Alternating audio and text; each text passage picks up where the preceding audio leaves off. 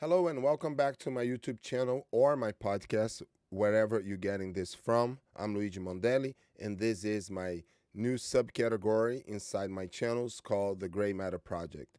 My goal here is to help people to maybe see different, not even a different side, but maybe just to consider different factors when they become extremely polarized following extreme, say, ideologies, because we have been heavily influenced by media non-stop, and even like all these posts on Facebook, on social media, we have been taken over by the same subjects over and over and over, and this definitely can affect us somehow.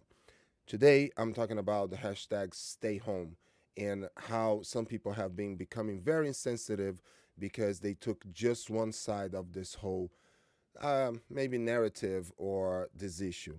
Don't forget to maybe, if you like my videos, if you like to support me, hit the subscribe button and turn the notifications on. Usually, YouTube has this little bell, and other podcast outlets have also somehow an option for you to get your notifications. If you could like or dislike my videos or podcasts, I would appreciate. I need some feedback, and I respect your opinion, and I hope you respect mine. And if you would like to have a discussion, the best is to be very civilized and have a grown up discussion. Hopefully, I will grow a little bit more. My channels so far have two listeners. One is me, and one is my wife that I forced to listen to my videos to be my moderator. I'm kidding, but maybe I have three. Um, Hashtag stay home. And I will explain what tickled me off to talk about this thing. And I was following some trends, and sometimes I go on social media or even on YouTube just to see what people have been talking, how people have been reacting. And of course, I saw both sides. Some people that have been have been getting engaged heavily in different theories, and some other people that, or maybe the same people thinking that this whole thing is a hoax or China is behind. I mean, right now, I really don't care who is behind or not. It's not going to help my immediate problem, which is to go back to help my community. So I'm not focusing on that. Also, at the other side, there's some people that are extremely fearful. They're thinking this is the doomsday virus and everybody going to die, and et cetera, et cetera. I'm not going to get into too many details here because this is very complex, and I think there are many different arms in this whole issue. And we can talk about how being this has been highly weaponized by the political parties here against each other, and who has been suffering from this battle between ideologies and narratives are us regular citizens that need to get back to work. I was checking one post from someone, and I saw this lady that had really harsh words, and she was extremely judgmental. And actually, what scared me the most is that she had a good following of people that was thinking like her.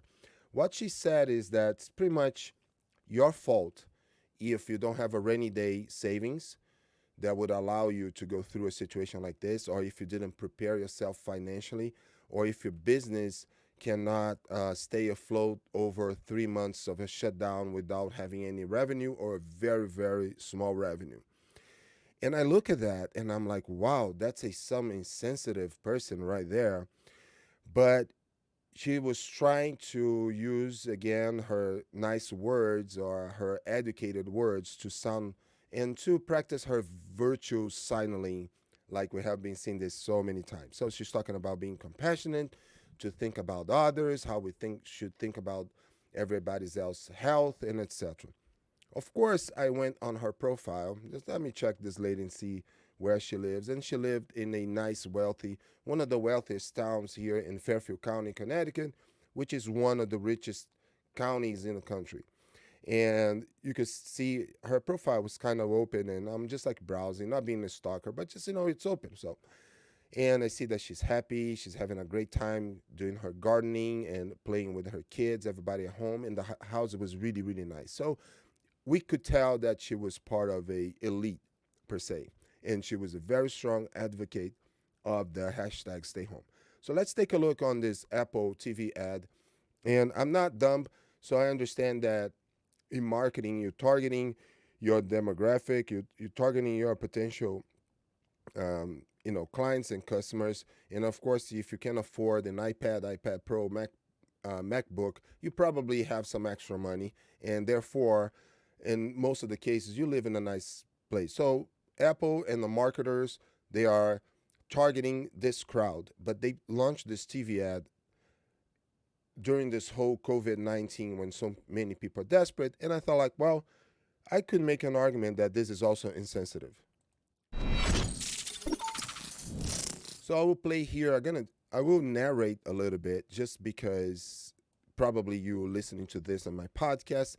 The name of the TV, the marketing piece here is Creativity Goes On, and that's by Apple. And I'm not saying anything against Apple. I'm just saying, I could make an argument that this is insensitive. So the TV ads starts with people happy in nice places. And so you see an actor in a nice house, a girl playing with her iPad Pro, this lady with a MacBook Pro, this guy dancing in his nice living room, a kid playing with somebody, and Oprah. And Oprah is of course in her mansion, and she's talking about how this pandemic brought people together. No, it didn't. I'm sorry. That's why I'm recording this video. And this other actor here is, I guess, like he's playing some music or being a DJ on his porch, and it's cool. Like he's trying to entertain people. He got 87,000 views, more than me with my 3 views, and one is my daughter that doesn't like to watch my videos. This kid playing chess with his grandfather. I think this is all awesome, okay?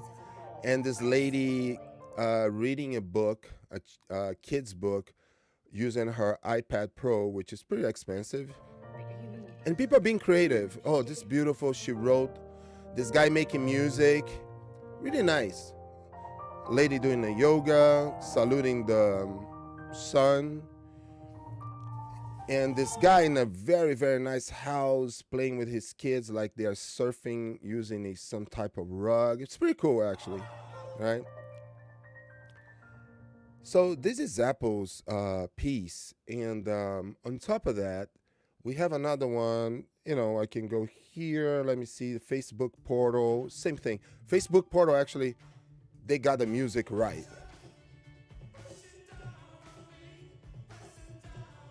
All right, so it's just like people happy cooking using the Facebook portal device, and it's beautiful. All the houses, and they managed to portray people from different races. So we see here a family with African Americans.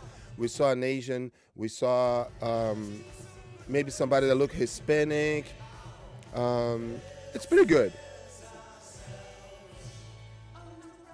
So this is ourselves under pressure, and then this portal from Facebook. But before I change to here my face, I'm gonna show you this other reality. And we saw 2 great ads with people having the greatest time staying home and in beautiful houses with really good devices and equipment. And you could tell, like, and I really, really listen. I'm not a jealous, envious person. I really, I congratulate you if you had an opportunity to have a good education, to go to a good school, to manage to secure a good job, or if you manage to build a good company and business that allowed you to have a major savings and a capital that could withstand this time. Listen, I'm not saying anything against you. I think that's the beauty of the free market. Is the beauty of the capitalism is when you can build things. And of course, our system is not perfect. We're gonna come down. I will have other episodes to talk about the healthcare system, the educational system. I have great things coming up, especially because I have strong reference points because I lived in another country, and I have traveled a lot too. And even within the United States, within Brazil, in the world. So I can tell you, and especially my own experience and making comparisons. But I congratulate you. Great for you. You have to understand that most of the people that likes to talk about inequality or the lack of equality, even in this country, they not always, and actually, I don't know the numbers. I cannot just, in my impression, most are the wealthier people. They always like to advocate for inequality, and it's good.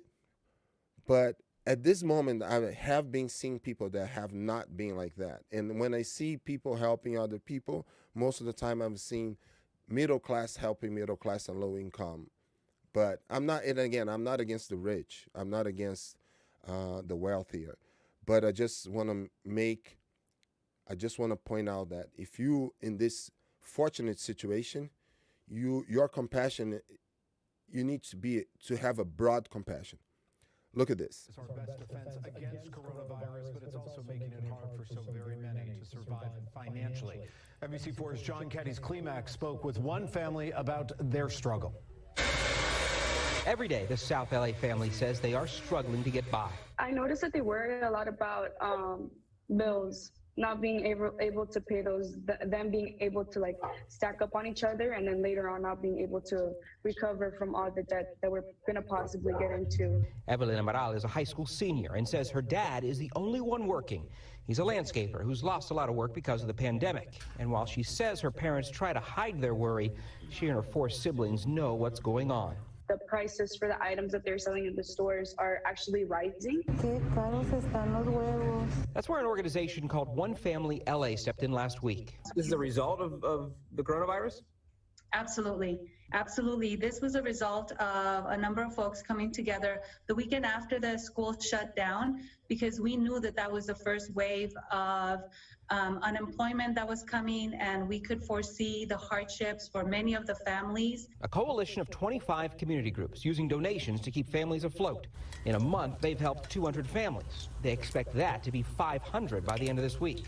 And yet, it's a fraction of probably the people that need it. It's just scratching the surface of the need at this time. For the Amaral family, $200 from the One Family LA Fund went a long way, especially considering there are so many more meals the family has to worry about with everyone staying home. So now you've got, they've got breakfast, lunch, dinner, snacks, all that kind of stuff. Yeah.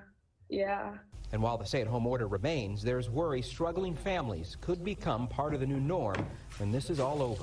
The pandemic of poverty is probably going to have longer-term consequences than the COVID-19 pandemic. In South LA, John Cadiz Klimax, NBC4 News. Speaking of Minnesota. Sorry about that. So I will just read this other email that I saw from a business owner in East Haven, Connecticut. And I'm just gonna read it as he wrote, and I'm not making any corrections to his grammar. Even my grammar is not that great because I'm Brazilian. But anyways, so here what he said: I was so angry yesterday, I cried. For the friends and family that called me selfish for wanting the state to open, with obviously precautions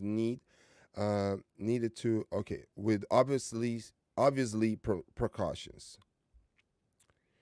It's just like he didn't put any punctuation here. Need to stop and realize your words are bullshit. Words like selfish, disgusting, thoughtless, etc. You were talking about me. Sorry about that. It's just because the punctuation here was weird. I own a small business. I work for the mom and pop establishments. You are talking again about me. Tell me that to my face. We didn't have the luxury to wake up on a stimulus morning and get our $3,400 to spend on new lawn tractors, fences, indoor house projects, new cars, or a pool. We got zero from the government small business loans because obviously those went to Yale and Harvard until the news blasted them to return what they applied for. Glenn gets zero, and my small unemployment check barely pays our grocery bill each week. And by the way, many people here in the state of Connecticut could not get a self-employed unemployment to this day, and today is May 11th. All right, the system is flawed, it has many issues and bugs, and the state has been completely terrible helping self-employed and independent contractors. Reading bullshit after bullshit, I had to sit and question my beliefs and think wow, am I being selfish? Am I being selfish for wanting to make sure my kids eat or they don't go without trying to keep as much normalcy for them? Is it selfish to not want to fall behind on my bills and never catch up? Is it selfish and thoughtless of me? Why would you do, and how would your family survive with zero pay for 5 weeks and longer? And this has been way longer now. With that being said, I'm sorry for the people who have to work on the front lines in these hospitals. I greatly appreciate everything that all essential workers are doing. If me having to work in the most worst condition means looking death in the face, I would eat it up and spit it out, knowing my family was going to be okay and taken care of. I don't have that option. My option is to wait. So next time we decide to come in a public forum and call people selfish after buying their new tractor, think about what you just said. I'm lucky to have money saved, but that won't last me that much longer. Think of those who have nothing. Think of those small businesses feeding their kids and families. If you're scared, then stay home. If you're sick, stay home. If you're immune compromised, stay home. I don't have the luxury to be scared. My kids depend on us. Just be kind. Thank you to my friends and family who did reach out and make sure we are okay. We are humbled by your kindness. So this is just one email of many people that I saw and many other different posts. Yesterday I was hiking and I just saw this post from this dad, and he was like terribly in distress and sadness, overwhelmed with sadness because his son committed suicide. Of course, his son, probably 12 years old, by the way. He probably had some other psychological issues such as depression or anxiety or whatever.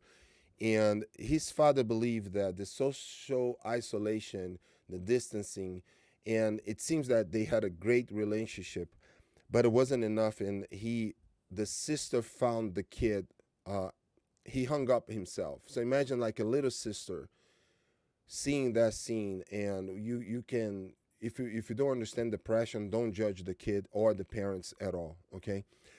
But again, all I want to say is you will always have your freedom to stay home if you can. You will always have your freedom to not get closer to other people. You will always have your freedom to order your delivery, to clean your delivery as soon as it gets, to stay home and protect yourself non-stop. You will always have that. This is like nobody's taking away that from you. But we also understand, and I hope you guys follow what I'm saying here exactly with these words.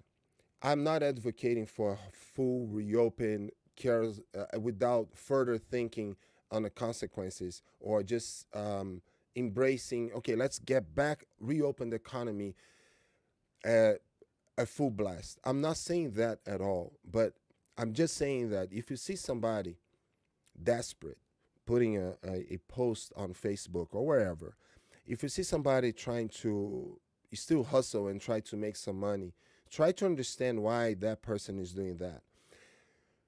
To summarize everything, and I think this is the major problem, because I was trying to understand why these people, some at least, like have been being so judgmental towards others that needs to work, and have been advocating for some sort of reopening.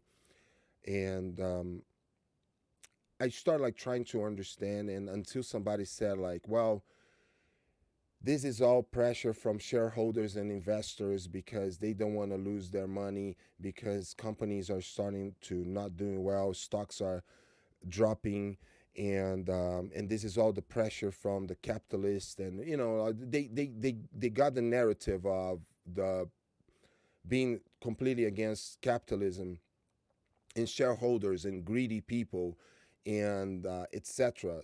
And that's their major cause behind not willing to budge and being so aggressive towards people that have been talking about reopening the economy with, of course, precautions, like me. Another faction of people are just pretty much the extremely fearful people, and probably like this lady from the beginning of the video is one of them. And she was mentioning something like how dare you be this selfish and put the health of my kids and my family in jeopardy because you're selfish and you're just thinking about you. I think at the end of the day, many people have been thinking just about them. I want to reopen my business and I have a martial arts school. And I know that I cannot reopen my business with full contact between members, having 30 people inside our facility. I cannot have people hanging out. There's so many things that I want to reopen.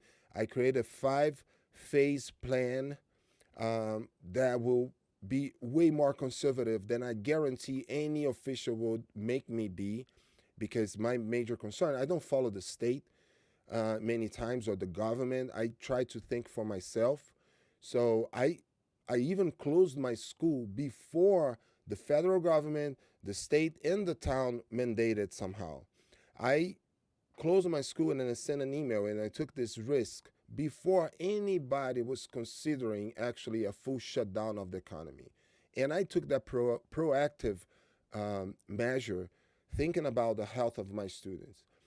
My gym has been always extremely clean, extremely clean. But we're going to even ramp up the cleaning and sanitization, disinfection of the whole entire gym. I had to buy new equipment, such as ozone generators, more ozone generators, a badass industrial type of air filter with 3-stage filters, including activated carbon filters that we will replace in a weekly basis versus every 3 months, just to give you an example. And so far, so on. So when you hear from us, from small business owners, from self-employed people, independent contractors, and people that want to go back to work, make sure that you don't put us in the same basket with people that have been denying science and calling this whole thing a hoax, because I'm not calling this a hoax. And this is the Gray Matter Project. It's the middle ground. And I hope you understand that I'm advocating for the middle ground.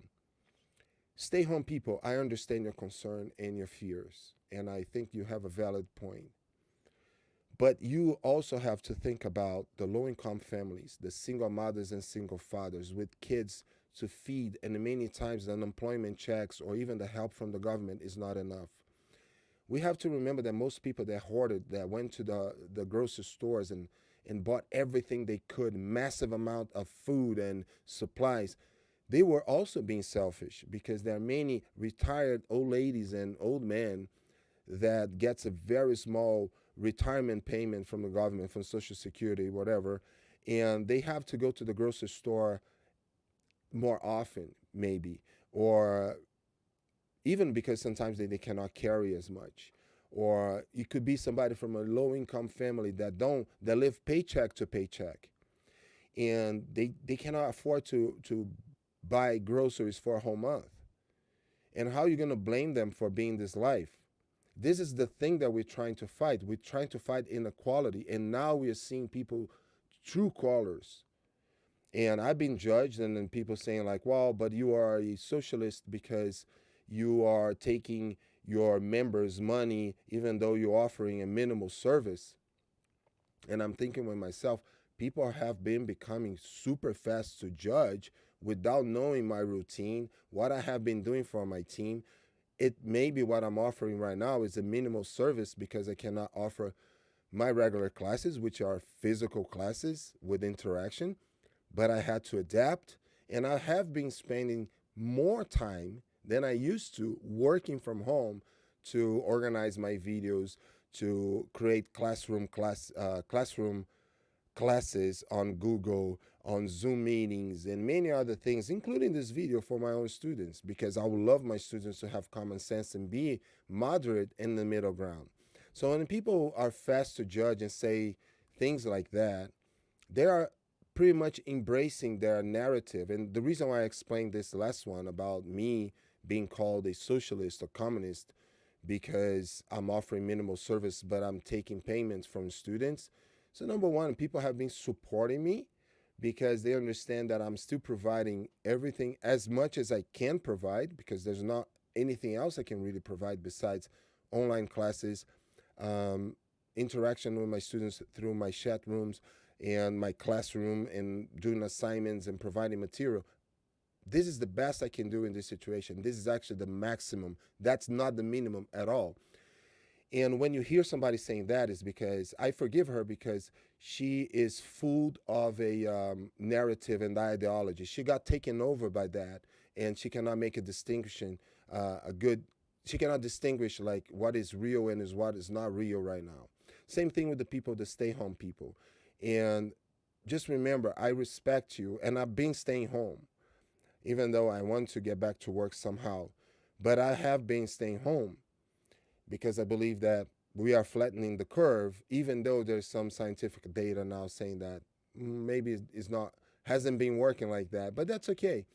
I'm doing my part, the part that makes my students feel confident about my actions, and also my the people that follow me. I'm following the guidelines as much as I can.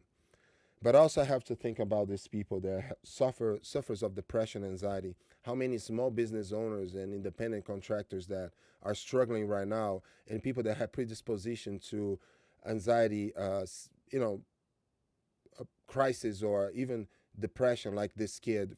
And I bet that like we will hear more about suicides in the future, and I hope not.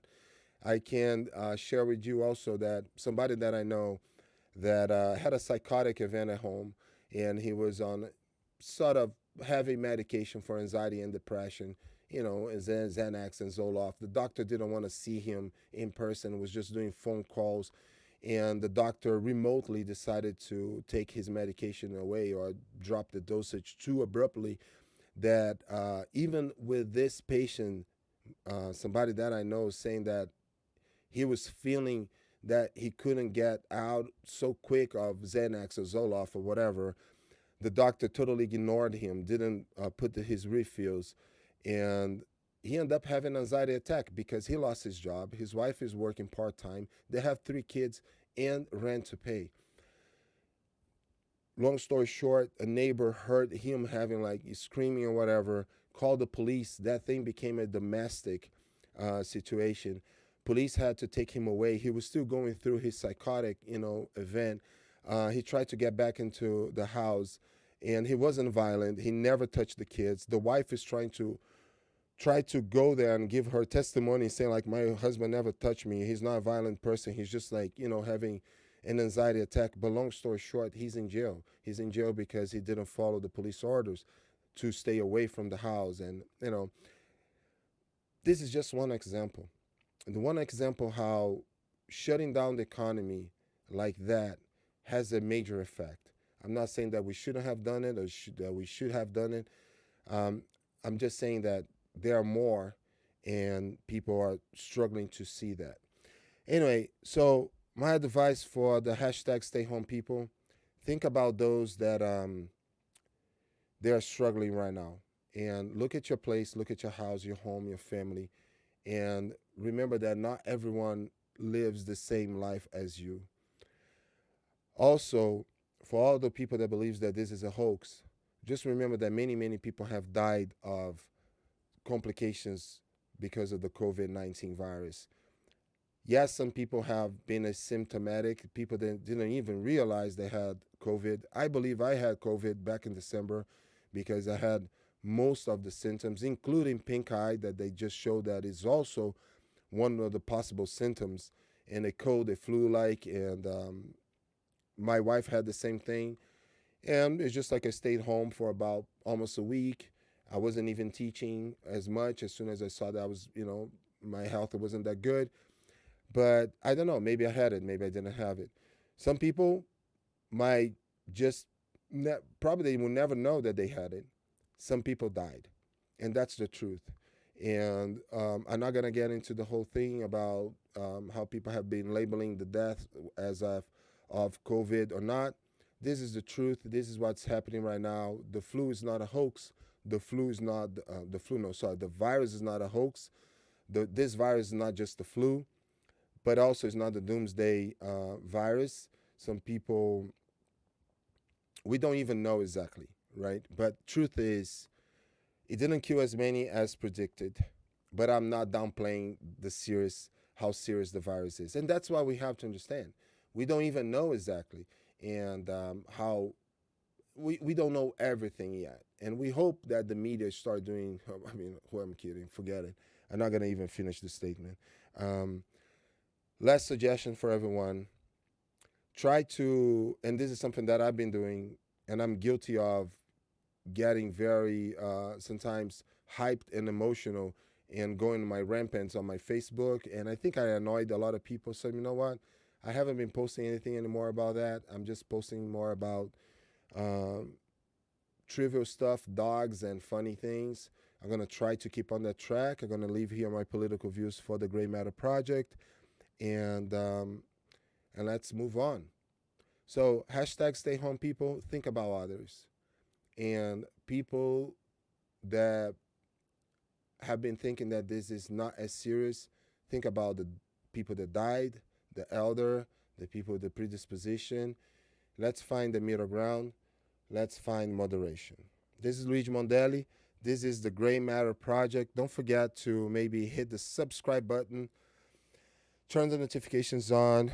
Maybe we can have better discussions about this. This is my opinion. Let's not be too judgmental. Let's people have their own opinion. Let's fight for the First Amendment as long as it's not a hate speech and we know the difference. It's very, very important that we keep our constitutional rights. And should be your next good fight. Don't let people get drunk with power.